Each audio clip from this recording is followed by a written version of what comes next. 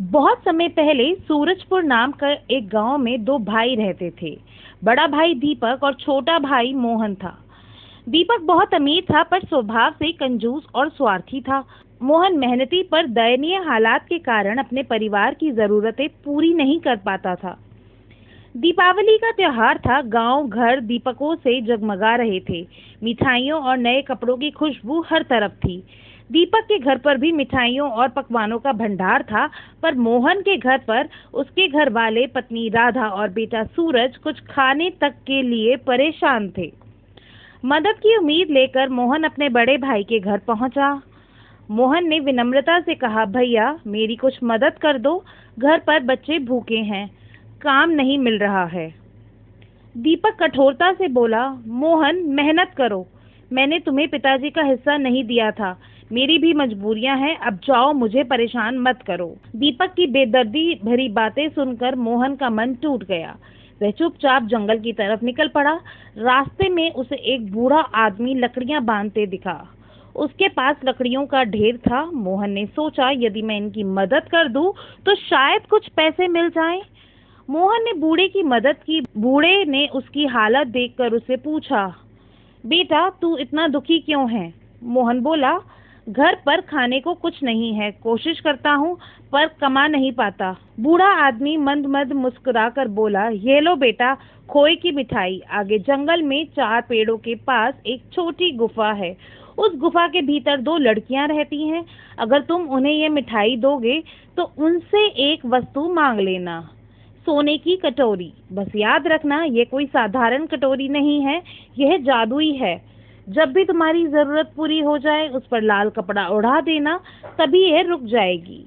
मोहन ने बूढ़े की बात मानकर खोए की मिठाई ली और जंगल की ओर बढ़ा। थोड़ी दूर चलने पर उसे 4 बड़े पेड़ दिखाई दिए और उनमें से एक के पीछे एक गुफा थी। मोहन अंदर गया। गुफा के अंदर 2 लड़कियां बैठी थी। मोहन ने विनम्रता से मिठाई निकाली और उन्हें दे दी। पहली लड़की, यह खोए की मिठाई हमें बहुत पसंद है।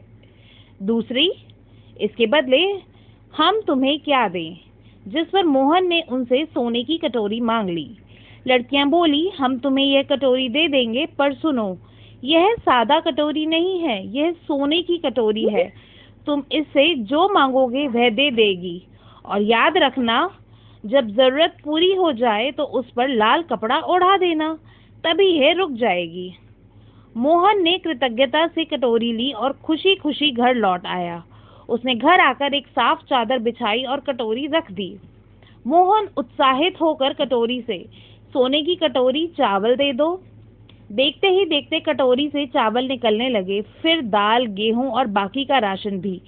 मोहन ने जरूरत पूरी होने पर चादर पर लाल कपड़ा डालकर कटोरी को रोक दिया। उसके घर में अब भरपूर खाना, कपड़े और बच्चों की पढ़ाई का इंतजाम हो गया था। मोहन ने बचत करके धीरे धीरे नया घर भी बना लिया और गांव में उसकी हालत बदल गई। पर दीपक से यह सब देखा नहीं गया। उसे यह सब राज जानना था। एक दिन वह बहाने से मोहन के घर आया और चुपके से देखा। जब मोहन ने कटोरी से अनाज मांगा, कटोरी काम करने लगी। दीपक ने मौका पाकर उसे चुरा लिया। दीपक मन ही मन, अब यह कटोरी हमारे पास है, हम बहुत अमीर हो जाएंगे। दीपक जल्दी से अपने परिवार सहित सामान बांधकर गांव छोड़ दिया। उसने एक नाव ली और अपने परिवार के साथ दूर जाने लगा। नाव में बैठकर दीपक की पत्नी ने कहा कि हम ये कटोरी लेकर गांव छोड़कर कहाँ जा रहे हैं। दीपक ने इस पर पत्नी को कटोरी की सारी बात बताई और फिर उसको आजमाया। दीपक ने सोने की कटोरी को नमक देने को कहा। कटोरी ने नमक निकालना शुरू कर दिया, पर दीपक को यह नहीं पता था कि इसे कैसे रोका जाए। उसने कई तरीके से इसे रोकने की कोशिश की, पर नमक लगातार बहता चला गया। नाव नमक से भरती गई और अंत में नाव डूब गई। दीपक और उसका परिवार लालच की वजह से डूब गए। कहते हैं, उसी दिन से समुद्र का पानी खारा है, क्योंकि वह जादुई कटोरी अब भी समुद्र में नमक निकालती जा रही है। मोहन ने मेहनत और दया से जो पाया था उसे संतोष से रखा। दीपक के लालच ने उससे सब कुछ छीन लिया। इस कहानी से हमें यह शिक्षा मिलती है कि लालच विनाश लाता है और संतोष व दया ही सच्ची समृद्धि है। दोस्तों, हमारे चैनल को लाइक और सब्सक्राइब जरूर करें। सोनू रोज रोज अपने जादुई मोबाइल से अच्छे काम करता था, कभी गरीबों को खाना देता, कभी बच्चों को खिलौने। लेकिन एक दिन उसने सोचा, चलो आज थोड़ा मजा किया जाए। अपने मोबाइल में टाइप किया पिज्जा का पहाड़। तुरंत आसमान से पिज्जा गिरने लगे और देखते ही देखते पूरे गांव में एक बड़ा सा पिज्जा का पहाड़ बन गया। बच्चे खुशी से झूम उठे, वाह आज तो दावत है। लेकिन थोड़ी देर में परेशानी हो गई।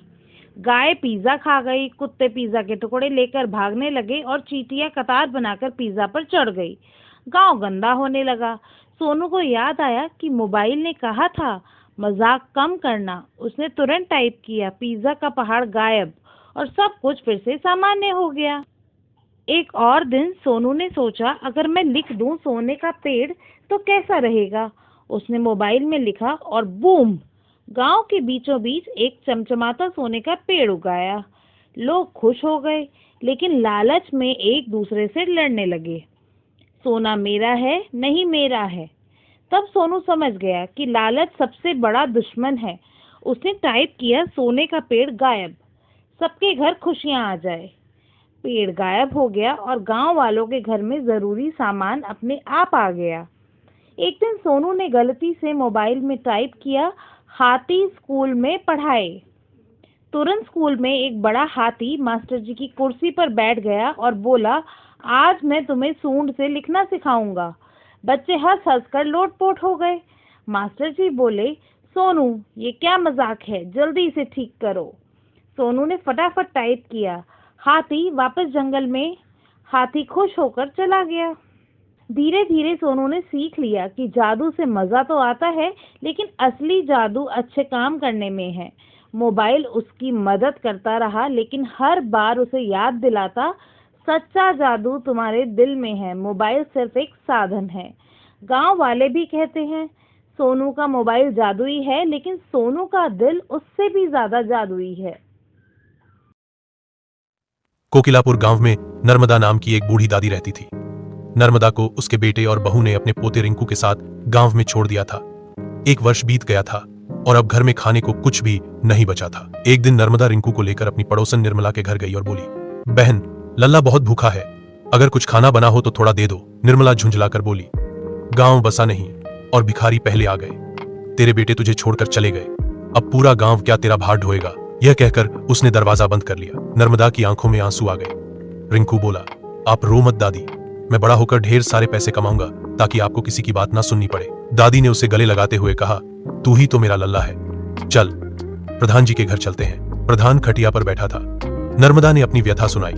प्रधान बोला, माँ अब से राशन मैं आपके घर भिजवा दूंगा।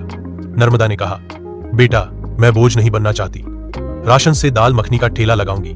प्रधान ने सहमति दे दी। अगले दिन प्रधान ने सामान भिजवाया। नर्मदा दाल मखनी बनाने लगी और रिंकू पास ही खेलने चला गया। नदी किनारे उसे एक दिव्य पुरुष मिले।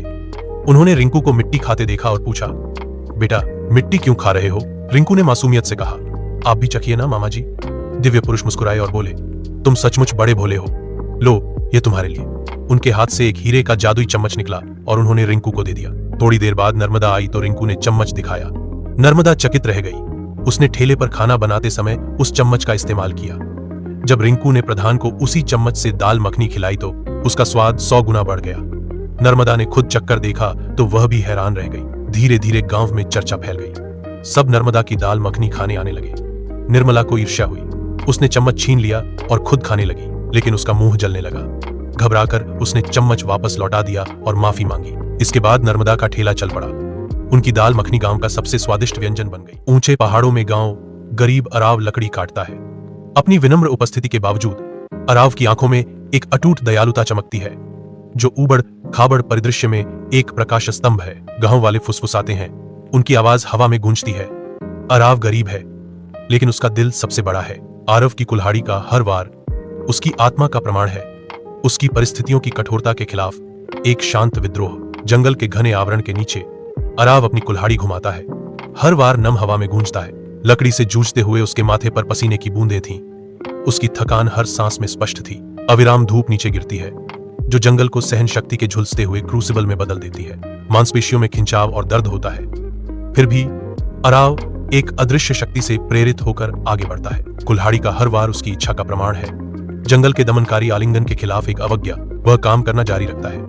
प्रकृति की शक्ति के खिलाफ एक मूक संघर्ष में बंद एक अकेला व्यक्ति। घने चंदवा से सूरज की रोशनी छनकर आती है जो जंगल की शांत गहराई को रोशन करती है। अराव एक खुली जगह के किनारे पर रुक जाता है। उसकी निगाहें बुजुर्ग संतों के एक समूह की ओर खिंची चली जाती हैं। सन्यासी शांत ध्यान में बैठे हैं, उनके चेहरे शांत और स्थिर हैं, चिंतन में खोए हुए हैं। अराव सम्मानपूर्वक दूरी से देखता है, यह ध्यान रखते हुए कि उनकी पवित्र प्रथा में कोई बाधा न आए। जंगल अपनी सांस रोकता है, स्थिरता और गहन चिंतन का एक अभयारण्य। सूर्य की किरणें प्राचीन वन चंदवा से होकर गुजरती हैं, शांत एकांतवास को प्रकाश और छाया के मोज़ेक में रंगती हैं। अरव शांतिपूर्ण ध्यान में बैठता है, उसका थका हुआ चेहरा स्थिरता के बीच एक कठिन प्राप्त शांति को दर्शाता है। हवा चीड़ और नम मिट्टी की गंध से भरी हुई है। प्रकृति की शांति का एक सिम्फनी। शिज्ञानी आंखों से आरव को देखते हैं। उनकी उपस्थिति हरे भरे अडेप्स में ज्ञान का प्रतीक है। मेरे बेटे, तुम्हारे चेहरे पर थकान है, लेकिन तुम्हारे दिल में शांति है। मुझे बताओ, तुम्हें क्या परेशान करता है? शे ने पूछा। उनकी आवाज पेड़ों के माध्यम से धीरे से गूंज रही थी। घने जंगल के आवरण से सूरज की किरणें छनकर आती हैं, जो एक एकांत आश्रम को रोशन करती हैं। अरव शांत चिंतन में बैठा है, उसकी भौहें चिंता से गहरी मुड़ी हुई हैं। एक भारी बोझ उसके दिल पर है। पास के गांव की परेशानियां उसके थके हुए चेहरे पर अंकित है। उसकी आवाज दुख से भरी हुई शांत जंगल में गूंजती है। मैं गांव के बच्चों की गरीबी, भूख और उनकी निरक्षरता से बोझिल हूं। जंगल के हृदय में हवा अनकही बुद्धि से भरी हुई है, जैसा कि सबसे बड़े तपस्वी अपने थैले में हाथ डालते हैं। वह एक बैग निकालता है जो एक अलौकिक प्रकाश से चमकता है। घने चंदवा से छनकर आने वाली धब्बेदार धूप को पकड़ता है। वह बैग आरव को देता है। उसकी आंखें गंभीर चेतावनी से भरी हुई हैं। आरव, यह एक जादुई बैग है। यह जो भी आवश्यक होगा वह उत्पन्न करेगा, लेकिन याद रखें, साधु की आवाज गंभीरता से गूंजती है, हमेशा इसका उपयोग अच्छे के लिए करें। अरव अपने घर में कदम रखता है।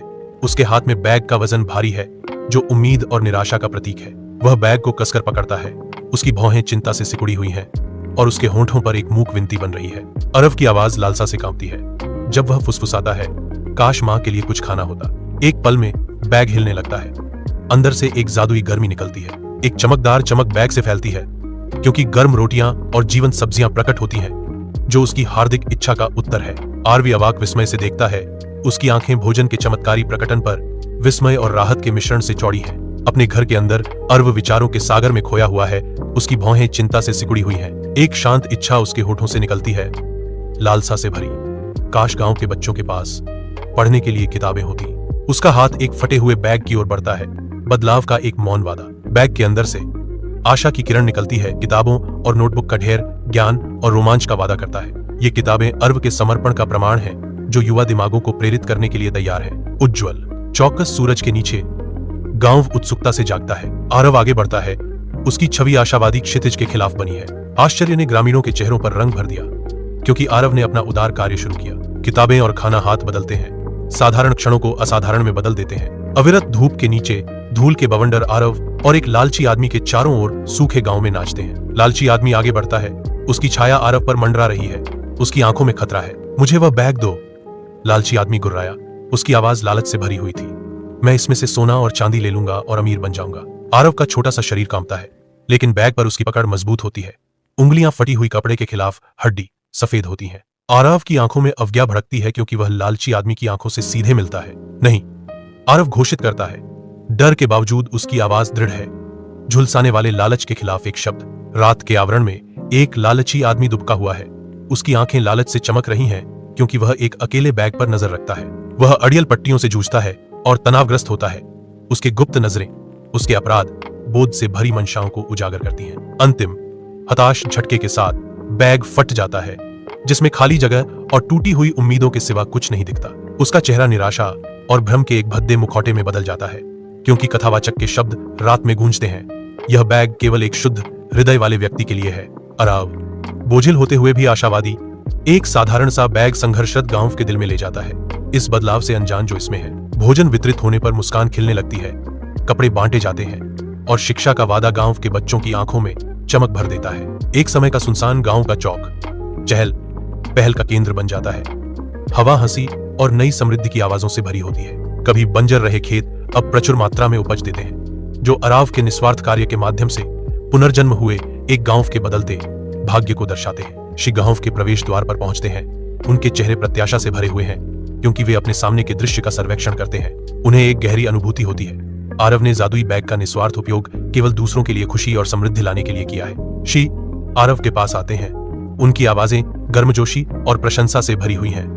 बेटा, तुमने साबित कर दिया है कि असली दौलत सोना और चांदी में नहीं, बल्कि दूसरों को खुश करने में है। गांव में एक पवित्र वादा गूंजता है, क्योंकि शी घोषणा करते हैं, यह बैग हमेशा आपके साथ रहेगा।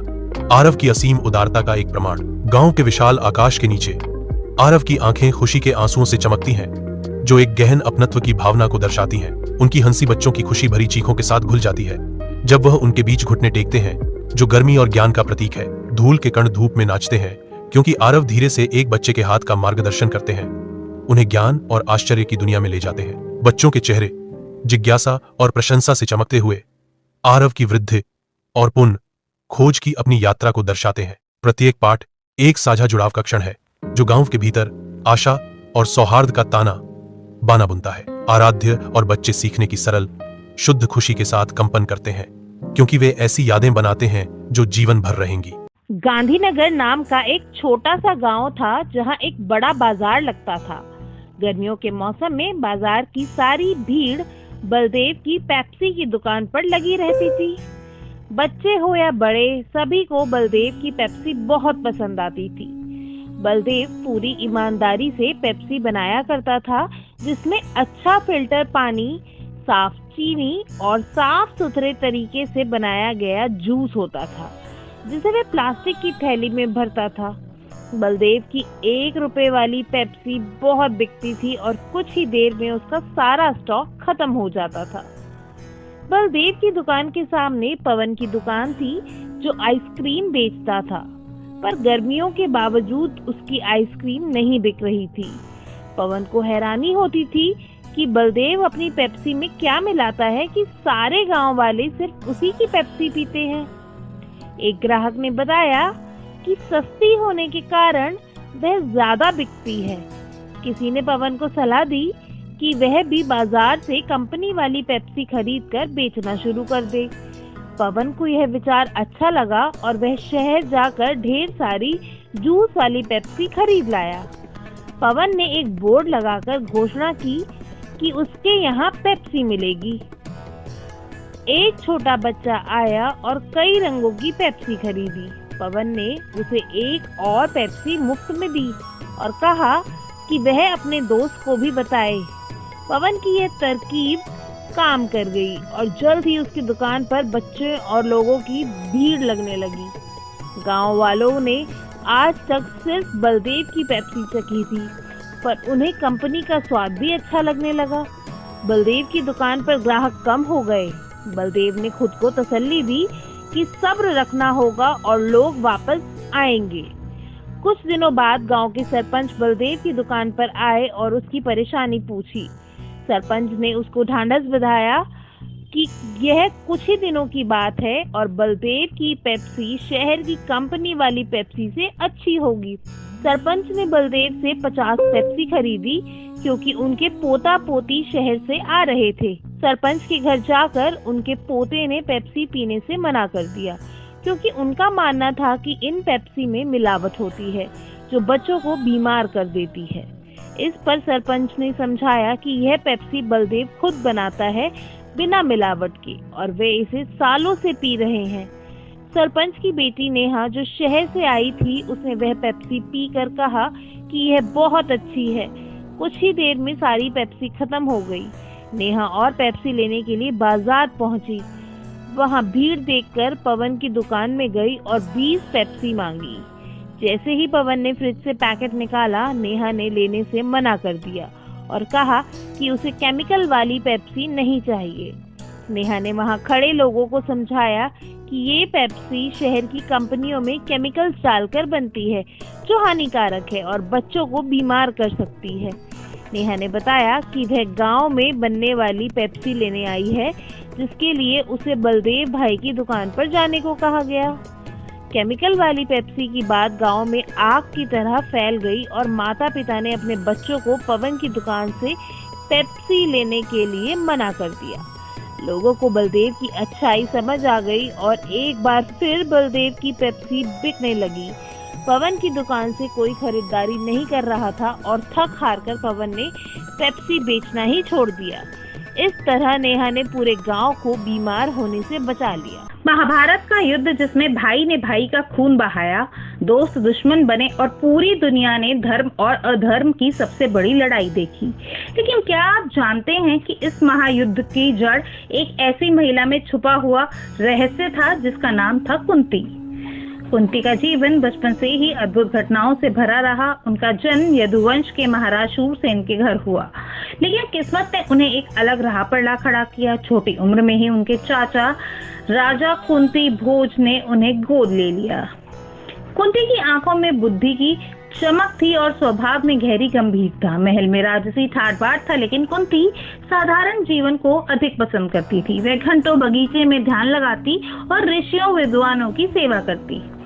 एक बार अपने मधुर स्वभाव और समर्पण से कुंती ने ऋषि दुर्वासा को इतना प्रसन्न कर दिया कि उन्होंने उन्हें एक अद्भुत वरदान दे दिया। उन्होंने कहा, पुत्री, मैं तुम्हें एक ऐसा मंत्र देता हूँ जिसके द्वारा तुम किसी भी देवता को बुलाकर उनसे संतान प्राप्त कर सकती हो। यह वरदान से अधिक एक अग्नि परीक्षा थी। एक मासूम कन्या के लिए यह केवल एक दिव्य खेल जैसा प्रतीत हुआ, लेकिन यही भविष्य में पूरे महाभारत की दिशा तय करने वाला बना। समय बीतता गया, लेकिन युवा कुंती के मन में ऋषि दुर्वासा का दिया हुआ मंत्र अक्सर गूंजता। आखिर एक दिन उनकी जिज्ञासा ने उन्हें इसे आजमाने पर मजबूर कर दिया। सुबह का समय था। गंगा किनारे हल्की हवा बह रही थी और सूरज की पहली किरणें जल पर सोने सी आभा बिखेर रही थी। कुंती ने मन ही मन सूर्यदेव का स्मरण कर मंत्र जाप किया। क्षण भर में वातावरण बदल गया। चारों ओर सुनहरी रोशनी फैल गई और सूर्यदेव प्रकट हुए। सूर्यदेव ने कहा, कुंती, तुम्हारे आह्वान से मैं यहाँ उपस्थित हुआ हूँ। यह मंत्र व्यर्थ नहीं जा सकता। मैं तुम्हें एक तेजस्वी पुत्र का वरदान देता हूँ। क्षण भर में कुंती की कोख में एक दिव्य बालक आ गया। उसका शरीर सूर्य के समान तेजस्वी था, लेकिन कुंती उस समय अविवाहित थी। उसकी कठोर परंपराएं और बदनामी के भय से उनके सामने पहाड़ बनकर खड़ा था।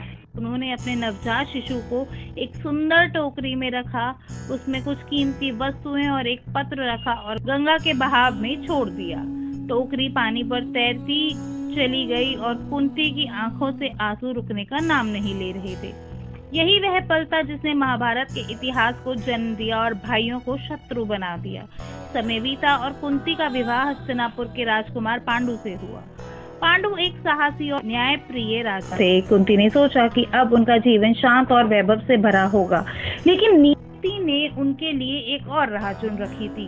एक दिन वन में शिकार करते समय ऋषि ने पांडु को श्राप दे दिया कि जिस दिन वे अपनी पत्नी को स्पर्श करेंगे उसी दिन उनकी मृत्यु हो जाएगी। यह श्राप उनके जीवन का सबसे बड़ा संकट बन गया। संतान की कामना तो थी, लेकिन श्राप के कारण असंभव था। तभी कुंती को अपने बचपन का अद्भुत वरदान याद आया। उन्होंने पांडु को ये रहस्य बताया।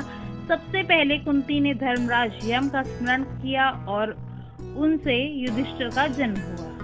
फिर वायुदेव के आशीर्वाद से भीम का जन्म हुआ। इसके बाद इंद्र के आह्वान से अर्जुन का जन्म हुआ। पांडु की दूसरी पत्नी माद्री ने भी कुंती से यह मंत्र प्राप्त किया और अश्विनी कुमारों को बुलाकर नकुल और सहदेव को जन्म दिया। इस प्रकार पांचों पांडव दिव्य और चमत्कारी ढंग से जन्मे। लेकिन कुंती का पहला पुत्र, जिसे उन्होंने गंगा में प्रवाहित कर दिया था, कर्ण, उस समय अपने भाइयों से अनजान अलग जीवन जी रहा था। कर्ण को गंगा किनारे सारथी अधिरथ और उनकी पत्नी राधा ने पाया और अपना पुत्र मान लिया। कर्ण की प्रतिभा अद्वितीय थी। वह अर्जुन जैसे श्रेष्ठ योद्धा को भी चुनौती दे सकता था, लेकिन उसकी जाति और जन्म ने अक्सर उसे अपमानित कराया। दुर्योधन ने इस अपमान को तोड़ा और कर्ण को अंग देश का राजा बनाया। कृतज्ञ कर्ण ने दुर्योधन की मित्रता को अपना सबसे बड़ा धर्म मान लिया।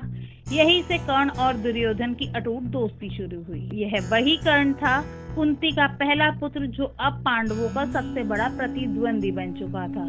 युद्ध के पहले कुंती कर्ण से मिलने पहुंची। उन्होंने कर्ण को सच्चाई बताई। तुम मेरे पुत्र हो, पांडवों के बड़े भाई। कर्ण का हृदय विचलित हुआ, लेकिन उसने उत्तर दिया, माँ, जब पूरी दुनिया ने मुझे तिरस्कृत किया तब दुर्योधन ने मुझे सम्मान दिया। मैं उसे धोखा नहीं दे सकता, पर मैं वचन देता हूँ, युद्ध में अर्जुन को छोड़ किसी पांडव को नहीं मारूंगा। युद्ध का दिन आया। कुरुक्षेत्र में धूल और शंखनाद से धरती कांप उठी। युद्ध भूमि पर जब कर्ण का रथ कीचड़ में धंस गया, उसने पहिया निकालने की कोशिश की। उसी समय कृष्ण ने अर्जुन को संकेत दिया और कर्ण वीर गति को प्राप्त हुआ। उसकी आंखों में अंतिम सांस तक माँ का चेहरा तैरता रहा, लेकिन कुंती वहां नहीं थी। कुंती का हृदय चुपचाप रोता रहा, क्योंकि उन्होंने अपने ही पुत्र को खो दिया था। यही वही क्षण था जिसने साबित कर दिया था कि नियति चाहे कितनी भी क्रूर क्यों न हो, उसका लिखा कोई नहीं बदल सकता। कुंती का एक छोटा सा रहस्य जिसने भाइयों को शत्रु बना दिया और इतिहास को हमेशा के लिए बदल दिया।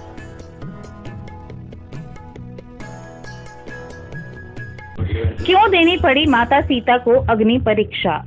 नमस्कार दोस्तों, आज हम एक ऐसे सवाल का जवाब जानेंगे जिसने युगों युगों से हर किसी को परेशान किया है। आखिर क्यों देनी पड़ी माता सीता को अग्नि परीक्षा? क्या सचमुच मर्यादा पुरुषोत्तम राम को अपनी सीता की पवित्रता पर संदेह था? जानिए पूरा सच, जो आपको रामायण के इस सबसे भावुक और गहरा क्षण से जोड़ देगा। जब हनुमान जी लंका में माता सीता से मिलकर वापस आते हैं तो उनका मन बहुत उदास होता है। वे प्रभु राम को बताते हैं कि माता सीता बहुत दुखी हैं और एक एक पल आपके आने का इंतजार कर रही हैं। हनुमान जी का दर्द यह दिखाता है कि सीता जी ने रावण की कैद में कितना कष्ट सहा। हनुमान जी की बात सुनकर प्रभु राम अपने छोटे भाई लक्ष्मण को सीता को अशोक वाटिका से लाने का आदेश देते हैं। तभी लक्ष्मण के मन में एक सवाल उठता है। लक्ष्मण कहते हैं, भ्राताश्री ये क्या हो रहा है? इतने सालों के बाद जब माता सीता हमारे साथ हैं तो आप उन्हें वापस क्यों नहीं ला रहे हैं? वह पहले ही इतनी पीड़ा सह चुकी है, अग्नि परीक्षा की क्या आवश्यकता है? क्या आपको उनकी पवित्रता पर संदेह है? लक्ष्मण जी का ये सवाल सुनकर प्रभु राम मुस्कुराते हैं। वह बताते हैं कि यह परीक्षा उनके लिए नहीं बल्कि उन लोगों के लिए है जो सीता की पवित्रता पर संदेह कर सकते हैं। यह परीक्षा लोकलाज को बनाए रखने के लिए है। और यहीं पर प्रभु राम एक ऐसा रहस्य खोलते हैं जो बहुत कम लोग जानते हैं। वह लक्ष्मण को बताते हैं कि जिस सीता का रावण ने हरण किया था वह असली सीता नहीं थी, बल्कि उनकी छाया थी, जिसे छाया सीता कहा जाता है। असली सीता रावण के हरण से पहले ही अग्निदेव के पास सुरक्षित थी। यह अग्नि परीक्षा बस एक माध्यम है ताकि असली सीता वापस आ सके। अब वह क्षण आता है जब माता सीता अग्नि में प्रवेश करती है। यह अग्नि कोई साधारण अग्नि नहीं बल्कि शुद्धिकरण का माध्यम था। जैसे ही सीता जी अग्नि में प्रवेश करती हैं, अग्निदेव असली सीता को वापस लौटा देते हैं और छाया सीता वापस अग्नि में समा जाती है। इस तरह सीता जी की पवित्रता पूरे संसार के सामने सिद्ध हो जाती है। परीक्षा के बाद प्रभु राम सीता जी को वानरों और भालुओं के समूह से मिलवाते हैं और कहते हैं, आज से यह हमारी माता है। सभी लोग जय जयकार करते हैं और सीता जी का स्वागत करते हैं। इस पूरी घटना से हमें पता चलता है कि प्रभु राम को माता सीता पर कभी कोई संदेह था ही नहीं। यह परीक्षा सिर्फ दुनिया को यह दिखाने के लिए थी कि प्रेम और पवित्रता की शक्ति सबसे ऊपर है। तो दोस्तों, यह थी अग्नि परीक्षा के पीछे की पूरी सच्चाई। अगर घना जंगल, दिन का समय, पांडव थके हुए और प्यासे दिख रहे हैं। युधिष्ठिर भाइयों से कहते हैं, अब और चला नहीं जा रहा, प्यास से मेरा कंठ सूख रहा है। उसी वक्त भीम भी कहते हैं, मुझे भी बहुत प्यास लगी है भ्राताश्री, अगर कहीं पानी मिल जाए तो प्राण बच जाएंगे। अर्जुन कहते हैं, मैं देखता हूँ भ्राताश्री, हो सकता है आसपास कोई सरोवर या नदी हो। सरोवर के पास पानी साफ और शांत है। अर्जुन सरोवर के पास पहुंचते हैं। जैसे ही वह पानी पीने के लिए झुकते हैं, एक अदृश्य आवाज आती है, जो आवाज होती है यक्ष की। यक्ष कहते हैं, ठहरो हे मानव, ये सरोवर मेरा है, मेरे प्रश्नों का उत्तर दिए बिना इस जल को पीने का साहस न करना। अर्जुन आवाज सुनकर रुक जाते हैं। वे चारों ओर देखते हैं लेकिन कोई दिखाई नहीं देता। अर्जुन कहते हैं, कौन हो तुम, सामने आओ। तो इस पर यक्ष जवाब देते हैं, मैं अदृश्य हूँ, मेरे प्रश्नों का उत्तर दो, अन्यथा इस जल को पीते ही तुम्हारे प्राण संकट में पड़ जाएंगे। जिस पर अर्जुन क्रोधित हो उठते हैं। अर्जुन कहते हैं, मैं किसी अदृश्य प्राणी के प्रश्नों के उत्तर नहीं दूंगा, मेरी प्यास बुझाने से मुझे कोई नहीं रोक सकता। और अर्जुन पानी पीने के लिए झुक जाते हैं। जैसे ही पानी पीते हैं वे लड़खड़ाते हैं और जमीन पर गिर जाते हैं। काफी देर हो जाती है, अर्जुन नहीं लौटते। तो भीम कहते हैं, अर्जुन को इतनी देर क्यों लग रही है, कहीं कोई संकट तो नहीं? युधिष्ठिर, मुझे भी चिंता हो रही है। नकुल सहदेव, तुम जाओ और देखो अर्जुन कहाँ है और जल लेकर आओ। नकुल और सहदेव कहते हैं, जैसी आपकी आज्ञा भ्राताश्री। और नकुल सहदेव दोनों मिलकर सरोवर की ओर निकल पड़ते हैं। सरोवर के पास अर्जुन का शव अभी भी पड़ा है। नकुल और सहदेव सरोवर के पास पहुंचते हैं और अर्जुन को निर्जीव पड़ा देखते हैं और घबरा जाते हैं। उसके बाद नकुल कहते हैं, हे भगवान, अर्जुन को क्या हुआ? सहदेव, ये तो निर्जीव पड़े हैं, उन्हें भी बहुत प्यास लगी होती है। वे पानी के लिए झुकते हैं, वहीं अदृश्य आवाज आती है, जो आवाज होती है यक्ष की। यक्ष कहते हैं, ठहरो, मेरे प्रश्नों का उत्तर दो, अन्यथा तुम्हारा भी वही हाल होगा जो तुम्हारे भाई का हुआ है। नकुल और सहदेव आवाज को अनदेखा करके प्यास से बेहाल होकर पानी पी लेते हैं और वह दोनों भी लड़खड़ाते हैं और अर्जुन के पास गिर जाते हैं निर्जीव। नकुल और सहदेव भी बहुत देर तक नहीं लौटते। युधिष्ठिर और भी चिंतित हो जाते हैं। युधिष्ठिर कहते हैं, ये क्या हो रहा है? नकुल और सहदेव भी नहीं लौटे। तब वो भीम को कहते हैं कि अब तुम जाओ और पता लगाओ कि क्या हुआ है और जल लेकर आना। भीम कहते हैं, ठीक है भ्राताश्री, मैं अभी जाता हूँ। भीम सरोवर की ओर जाते हैं। सरोवर के पास सभी चारों भाई निर्जीव पड़े हैं। भीम सरोवर के पास पहुंचते हैं और अपने चारों भाइयों को निर्जीव पड़ा देखते हैं। वे क्रोधित और दुखी होते हैं। कहते हैं, यह किसने किया है? कौन है जो मेरे भाइयों को इस अवस्था में पहुंचाने का साहस करता है? उसे भी जोरदार प्यास लगी होती है, वह भी पानी पीने के लिए झुकते हैं। वहीं अदृश्य आवाज आती है, जो आवाज होती है यक्ष की। वह कहते हैं, ठहरो हे भीम, मेरे प्रश्नों का उत्तर दो, अन्यथा तुम भी अपने भाइयों का अनुसरण करोगे। भीम उस आवाज को अनदेखा करता है। भीम कहते हैं, मैं किसी अदृश्य प्राणी के आदेश नहीं मानता, मेरी प्यास सबसे पहले है। भीम पानी पीते हैं और लड़खड़ाकर गिर जाते हैं निर्जीव। अब जंगल में युधिष्ठिर अकेले हैं और चिंतित है। उन्हें आभास होता है कि कुछ अनिष्ट जरूर हुआ है। युधिष्ठिर कहते हैं, मेरे सभी भाई कहाँ रह गए? मुझे स्वयं ही जाकर देखना होगा। युधिष्ठिर सरोवर की ओर जाते हैं। सरोवर के पास सभी भाइयों को निर्जीव देखकर युधिष्ठिर सरोवर के पास पहुंचकर अपने सभी भाइयों को निर्जीव पड़ा देखते हैं। वे गहरे दुख में डूब जाते हैं। युधिष्ठिर कहते हैं, हे भाइयों, यह क्या हो गया? किसने तुम्हें इस अवस्था में पहुंचाया? युधिष्ठिर को भी प्यास लगी होती है। वे पानी पीने के लिए झुकते हैं। इस बार यक्ष प्रकट होते हैं। यक्ष कहते हैं, ठहरो युधिष्ठिर, ये सरोवर मेरा है। तुम्हारे भाइयों ने मेरी बात नहीं मानी और बिना प्रश्नों का उत्तर दिए जल पी लिया, इसलिए उनकी यह दशा हुई है। यदि तुम भी ऐसा ही करोगे तो तुम्हारा भी वही हश्र होगा। युधिष्ठिर यक्ष को देखकर शांत और विनीत भाव से खड़े होते हैं। युधिष्ठिर कहते हैं, हे यक्षराज, मैं आपकी बात मानता हूँ, मैं आपके प्रश्नों के उत्तर देने के लिए तैयार हूँ। कृपया अपने प्रश्न पूछे। यक्ष, बहुत अच्छे युधिष्ठिर, तो सुनो, मेरा पहला प्रश्न है, मनुष्य का सबसे बड़ा सहारा क्या है? युधिष्ठिर इसके जवाब में कहते हैं, धैर्य। यक्ष बोलते हैं, उत्तम। अगला प्रश्न है, क्या चीज सूर्य को उदय होने के लिए प्रेरित करती है? युधिष्ठिर इसके जवाब में कहते हैं, ब्रह्मा। यक्ष कहते हैं, ठीक है। अगला प्रश्न, किस चीज से मनुष्य बुद्धिमान बनता है? युधिष्ठिर का जवाब आता है, सज्जनों की संगति से। यक्ष इस पर कहते हैं, बहुत खूब। प्रश्न 4, संसार में सबसे आश्चर्यजनक क्या है? युधिष्ठिर, हर दिन असंख्य जीव मृत्यु को प्राप्त होते हैं, फिर विशेष जीव हमारे जीवित रहने की इच्छा रखते हैं, यही सबसे बड़ा आश्चर्य है। यक्ष कहते हैं, सच कहा युधिष्ठिर। अंतिम प्रश्न पूछते हैं वे, सबसे बड़ा धर्म क्या है? युधिष्ठिर कहते हैं, अहिंसा। यक्ष, हे युधिष्ठिर, मैं तुम्हारे उत्तरों से अत्यंत प्रसन्न हूँ। तुम्हारी बुद्धिमता और धर्मपरायण अद्भुत है। मैं तुम्हें एक वरदान देना चाहता हूँ कि मैं तुम्हारे एक भाई को जीवित कर सकता हूँ। बताओ, तुम किसे जीवित कराना चाहते हो? युधिष्ठिर थोड़ी देर सोचते हैं। युधिष्ठिर कहते हैं, हे यक्षराज, मैं नकुल को जीवित कराना चाहता हूँ। यक्ष थोड़ा आश्चर्यचकित होते हैं। यक्ष ने उनसे पूछा, नकुल को क्यों? युधिष्ठिर, भीम में 10,000 हाथियों का बल है और अर्जुन संसार का सबसे महान धनुर्धर।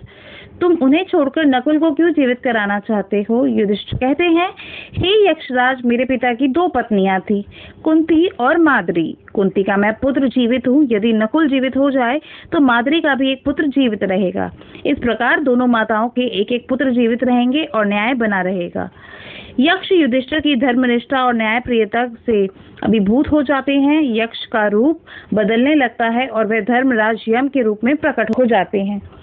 धर्मराज, हे पुत्र युधिष्ठिर, मैं तुम्हारा पिता धर्मराज हूँ। मैं तुम्हारी धर्मपरायणता और न्यायप्रियता से अत्यंत प्रसन्न हूँ। तुमने अपनी परीक्षा में सफलता प्राप्त की है। धर्मराज अपनी शक्ति से सभी पांडवों को जीवित कर देते हैं। धीरे धीरे भीम, अर्जुन, नकुल, सहदेव उठ खड़े होते हैं। जिससे भीम कहते हैं, हम जीवित कैसे हैं? अर्जुन, भ्राता श्री युधिष्ठिर, सभी भाई युधिष्ठिर को गले लगाने लगते हैं। धर्मराज, पुत्रों, अब तुम सब सुरक्षित हो। युधिष्ठिर की धर्मनिष्ठा ने तुम सब के प्राणों की रक्षा की है। युधिष्ठिर, मैं तुम्हें 2 वरदान और देना चाहता हूँ। युधिष्ठिर कहते हैं, जो आज्ञा पिताश्री। धर्मराज कहते हैं, पहला वरदान यह है कि तुम्हारे अज्ञातवास के दौरान तुम्हें कोई भी पहचान नहीं पाएगा, और दूसरा यह है कि तुम हमेशा धर्म के मार्ग पर चलते रहोगे। युधिष्ठिर कहते हैं, आपका आशीर्वाद ही हमारे लिए सब कुछ है पिताश्री। धर्मराज मुस्कुराते हैं और अंतर्ध्यान हो जाते हैं। पांडव एक दूसरे को देखते हैं। राहत और खुशी उनके चेहरे पर साफ दिखाई देती है। पांडव एक साथ जंगल से बाहर निकलते हुए दिखाई देते हैं, अब और अधिक शक्तिशाली और एकजुटता के साथ। ये किरदार हल्का पड़ जाता तो शायद पूरा महाभारत हल्का पड़ जाता। He should be a very tall and a dynamic personality who could literally carry the Mahabharat on his shoulders. I find him the pillar of Mahabharat.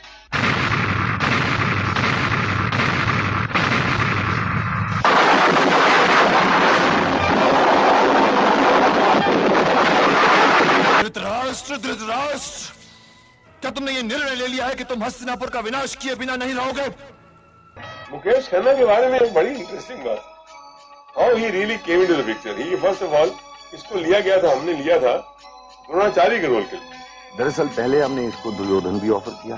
जहाँ तक मेरा सवाल था, मुझे ये लगता था कि नहीं, ये कैरेक्टर दुर्योधन के लिए शायद उतना अच्छा नहीं होगा, ये शायद द्रोण के लिए अच्छा होगा, क्योंकि द्रोण भी एक ऐसा कैरेक्टर था जहाँ पे हमें एक बड़े एक इम्पोजिंग कैरेक्टर की। जिस सिंहासन पर बैठे हो उसके नीचे तो आग न जलाओ, ये सिंहासन जल जाएगा ये सिंहासन। प्रतिज्ञा जो उसने ली थी कि मैं आजीवन ब्रह्मचारी रहूंगा, जीवन भर विवाह नहीं करूंगा, वंशहीन ही रहूंगा और वंशहीन ही मरूंगा। उस प्रतिज्ञा के बाद में जब उसके पिताश्री चिंतित होते हैं, उस वक्त जो वो वचन देता है, वो वचन ही इसकी आस्था का बेस है। भाई साहब ने एकदम हमने कहा कि जिस तरह की आपकी एक डेप्थ है आवाज में, जिस तरह का आपकी एक गंभीरता है आपके पूरे एटीट्यूड में, शायद कैरेक्टर में, तो ऐसा ही हमारा एक कैरेक्टर है विदुर। जब हस्तिनापुर ढहेगा ताजश्री, तो उसकी धूल उड़कर आपके श्वेत वस्त्रों तक अवश्य जाएगी, अवश्य। इन लोगों ने प्लानिंग की तो उन्होंने मुझे बुलाया और स्क्रीन टेस्ट लिया, लेकिन स्क्रीन टेस्ट में भी जो इन्होंने मुझे लाइंस दी थी, वो लाइंस मैंने नहीं बोली। मैंने अपनी तरफ से कुछ लाइंस प्रिपेयर की थी। क्या पत्नी का ये करते हुए नहीं कि वो अपने पति के दुख को समझे? मैंने आज से अपने जीवन को उसी अंधकार में लपेट लिया है। तो मेरे ख्याल से वो लाइंस इनको इतनी इम्प्रेस कर गई होंगी कि उन्होंने सोचा होगा कि शायद ही गांधारी के रोल के लिए फिट हो। इस कैरेक्टर ने बहुत ही अट्रैक्ट किया था और मुझे लग रहा था कि स्क्रीन पे अगर आपकी जो एक एक्टर्स के एक हथियार होता है आंखें, कि अगर आंखों से ही सब कुछ एक्सप्रेस कर पाता है, अगर वो उससे छीन लिया जाए तो एक्टर आधा तो कहीं ना कहीं खत्म होता। जिस अंधकार में कुरु राजकुमार धृतराष्ट्र का जीवन लिपटा हुआ है, मैं इस प्रकाश को, इस जीते जागते पृथ्वीलोक को क्यों देखूं, जिसका वे अनुभव नहीं कर सकते। विदुर कैरेक्टर जो है पूरे महाभारत में एक ऐसा पात्र है जिसकी जिंदगी बीत जाती है 2 फैमिलीज को आपस में जोड़ते हुए। खूबसूरत, हैंडसम, एक एंग्री यंग मैन, एक दुनिया से सताया हुआ माँ बाप से बिछड़ा हुआ, जिसको सोसाइटी ने कोई जगह नहीं दी। करण का रोल मुझे मिस्टर मदन चोपड़ा एक हैं जो बीआर स्टूडियो को संभालते हैं, उनसे मुझे पता चला कि बीआर चोपड़ा महाभारत सीरियल बनाने वाले हैं। उनका इस धीर तो बौखला गए, कहते हैं भाई ये करण तो अच्छा करेक्टर नहीं है, मैं नहीं करूंगा। तो मैंने बहुत उन्हें समझाया कि भाई करण बहुत अच्छा करेक्टर। कि करण के बारे में मैं कुछ जानता नहीं था, ना ही महाभारत के बारे में। मुझे ये लगा कि अर्जुन और कृष्ण के अलावा इसमें और कोई रोल करने के लिए है ही नहीं। फिर मुझे चोपड़ा साहब ने एक्सप्लेन किया कि करण बहुत ही अच्छा रोल है, इंपॉर्टेंट रोल है, और कुछ किताबें दी गई। उन किताबों को पढ़ने के बाद मैंने फिर फैसला किया कि मैं करण का रोल करूंगा। इस सूर्य पुत्र करण को संसार सूत पुत्र कहकर अपमानित करता रहा और आप चुप बैठी रहीं। और आज आपको अपना त्यागा हुआ पुत्र कैसे याद आ गया? अपने इस त्यागे अभागे पुत्र से क्या चाहिए आपको? गद्दी पर हक तो उसका था, लेकिन मिला नहीं। कभी कभी जी चाहता है कि वो मुझे कहीं मिल जाएं और मैं उनके चरण स्पर्श के पश्चात उनसे ये पूछूं कि हे माता, मुझे मेरा दोष तो बताओ, मुझे ये तो बताओ कि मैं किस अपराध का दंड भुगत रहा हूं। मेरा स्क्रीन टेस्ट लिया गया और कुछ 4 दिन बाद मुझे बुलाकर कहा गया कि तुम करण के रोल के लिए सिलेक्ट कर दिए। आप सोच रहे होंगे शायद मैंने अपने आप को कास्ट किया इसके लिए, लेकिन मैं आपको प्रॉमिस करता हूं कि मैंने अपने आप को इसमें कास्ट नहीं किया। धारावाहिक में शकुनी मामा का किरदार निभाने के लिए 3 लोगों को चुना गया था। इसके बाद एक इंटरव्यू में गूफी पेंटल, जो इस धारावाहिक की कास्टिंग डायरेक्टर भी थे, उन्होंने बताया कि जब सीरियल की स्क्रिप्ट लिखी जा रही थी तो राही मासूम रजा की नजर उन पर पड़ी। उन्होंने तुरंत कहा, शकुनी मामा का रोल तुम ही करोगे। मैंने कहा, जी मैंने तो कुछ काम ही नहीं किया इस कैरेक्टर के ऊपर। हम करवाएंगे, क्योंकि तुम्हारा अहंकार तुम्हें किसी के आगे हाथ फैलाने की आज्ञा ही नहीं देता। मैं किसी के आगे हाथ नहीं फैलाऊंगा। जीजा श्री ने ठीक ही कहा था कि पराजय तुम्हारे दुर्भाग्य में है और ये दुर्भाग्य तुम्हें स्वीकार करना ही पड़ेगा। सबसे महत्वपूर्ण कार्य, और वो था The selection of Lord Krishna। जब धर्म और अधर्म के बीच युद्ध होने जा रहा हो, तब केवल एक तीर्थ स्थान रह जाता है दाऊ, केवल एक तीर्थ स्थान, रणभूमि। कुछ 55 वीडियो टेस्ट लिए गए। It was quite a hectic task। सबको मुकुट पहना के, मोर पंखी पहना के देखा गया, भाई ये कृष्ण कैसे लगते हैं। कामरोग बैरी को मारने की मुझ में शक्ति नहीं है, तो ये तेरी भूल है, क्योंकि इस शरीर से इंद्रियां बहुत परे हैं और इंद्रियों से परे मन है और मन से परे बुद्धि। नितेश भारद्वाज के साथ एक एड फिल्म की थी, तो जब वो एड फिल्म की थी तो लगा कि शायद ये आदमी कृष्ण बन सकता है। ये तो कोई न्याय नहीं हुआ दाऊ, टूटना ही था इस जंगा को, क्योंकि मजले भैया प्रतिज्ञाबद्ध थे। मुझे ये बताइए दाऊ कि यदि मजले भैया के स्थान पर आप रहे होते तो आप क्या करते? बीआर चोपड़ा की महाभारत में कृष्ण का किरदार निभाने वाले अभिनेता नीतीश भारद्वाज को दर्शकों ने खूब पसंद किया, लेकिन आपको जानकर हैरानी होगी कि इस किरदार के लिए उन्होंने कभी ऑडिशन दिया ही नहीं था।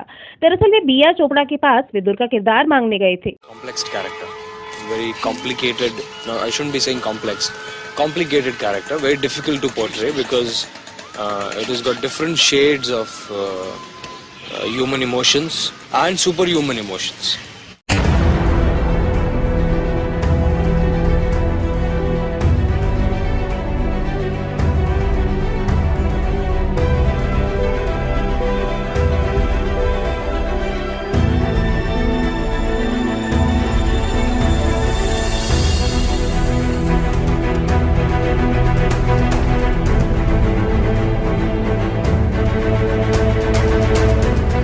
मैंने पेपर में ऐड पढ़ा था कि ये महाभारत के लिए आर्टिस्टों की जरूरत है।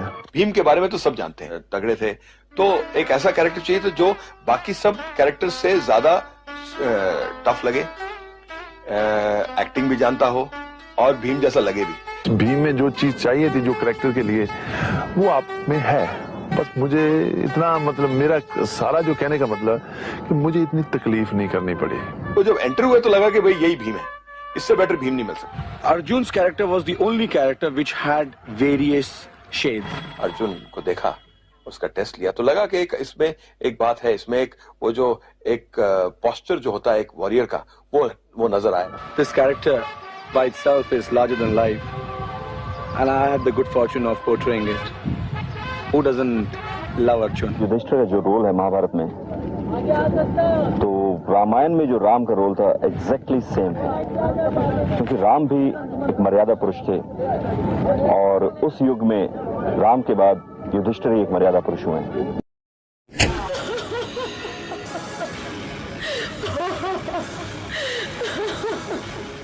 पुनीत इस्सर की कास्टिंग के पीछे भी एक दिलचस्प कहानी है। इसके बारे में बताते हुए वे कहते हैं कि जब उन्हें पता चला कि बी आर चोपड़ा महाभारत बनाने जा रहे हैं तो वे उनके पास एक रोल मांगने गए। उस दौरान बी आर चोपड़ा उनके लुक से काफी प्रभावित हुए और उन्हें भीम का रोल भी ऑफर कर दिया, लेकिन पुनीत इस्सर ने ये रोल करने से मना कर दिया और दुर्योधन का रोल करने के लिए ऑडिशन देने की इच्छा जताई। नतीजा यह हुआ कि वह इस रोल के लिए चुने भी गए और दुर्योधन का किरदार उनकी पहचान भी बन गया।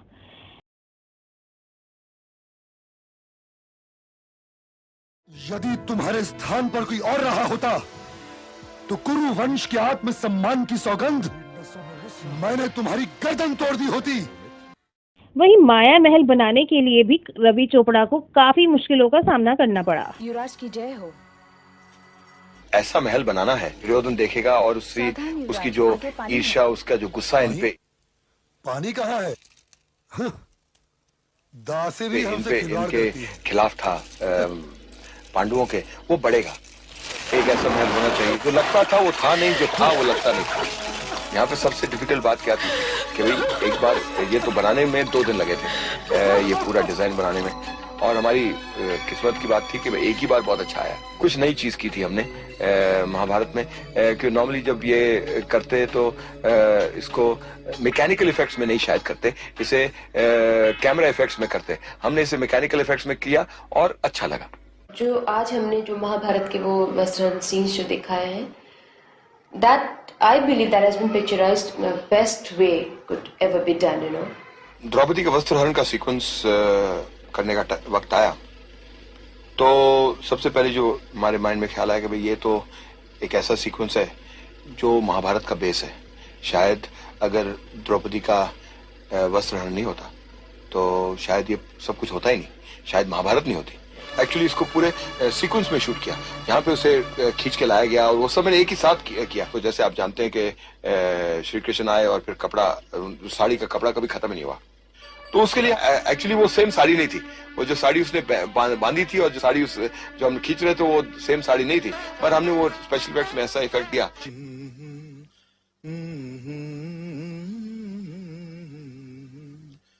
अथ श्री महाभारत कथा, अथ श्री महाभारत कथा, महाभारत कथा, कथा है पुरुषार्थ की, ये स्वार्थ की परमार्थ की, सारथी जिसके बने श्री कृष्ण भारत पार्थ की। क्या आपको पता है कि दुर्योधन के लिए अलग से बैकग्राउंड म्यूजिक तैयार किया गया था जिसे राजकमल ने बनाया था।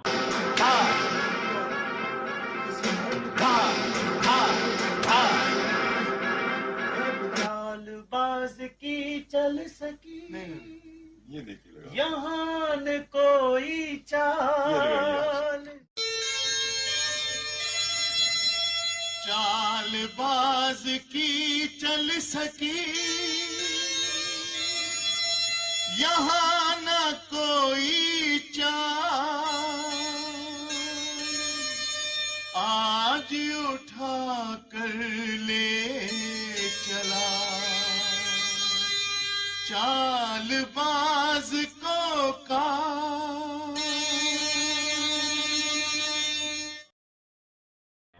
चोपड़ा साहब का विचार था कि महाभारत सिर्फ एक कहानी नहीं है बल्कि भारत के इतिहास का एक ऐसा आईना है जिसमें जीवन के हर पहलू को दिखाया गया है। इसमें धर्म और अधर्म की लड़ाई है, राजनीति है, परिवार और समाज के बीच के संबंध हैं और इंसानी जज्बात का गहरा चित्रण है। उनका मानना था कि अगर इस कहानी को सही तरीके से प्रस्तुत किया जाए तो यह लोगों को अपने जीवन पर सोचने के लिए मजबूर कर सकती है और उन्हें एक नए नजरिए के साथ जीने की प्रेरणा भी दे सकती है। देखने से हमारे अंदर जो वेस्टर्न कल्चर जो पूरे तरह से भरते जा रहा था, उससे लगता है कि थोड़ा सा गर्ल्स या बॉयज़ जो अभी के जनरेशन के हैं वो थोड़े इस अपने भारतीय संस्कृति को समझना चाहते हैं। एक ही बार बनने वाला प्रोजेक्ट मेरे हिसाब से वर्ल्ड की इससे बेटर स्टोरी हो सकता है। मुझे बिल्कुल अच्छा नहीं लग रहा कि ये महाभारत खत्म हो। जो मजा, आनंद, सुख, सेटिस्फैक्शन जो महाभारत करने से मिला है, It's one of the best roles as an actor could get to perform. It was the most beautiful experience. वो शायद ही कोई काम करने से मिला। ये शॉट महाभारत में मेरा आखिरी शॉट है।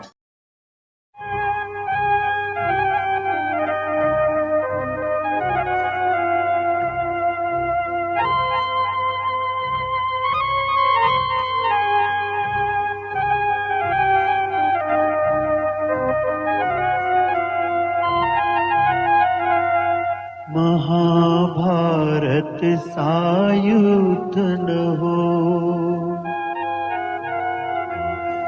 महाभारत सायुध न हो अन्याय की कोई बात, महाभारत सायुध न हो अन्याय की कोई बात। चलो हम होले उसके साथ, करे जो कृष्ण के जैसी बात। कर्म है गीता का उपदेश, महाभारत है शांति संदेश। कर्म है गीता का उपदेश, महाभारत है शांति संदेश। कर्म है गीता का उपदेश, महाभारत है शांति संदेश।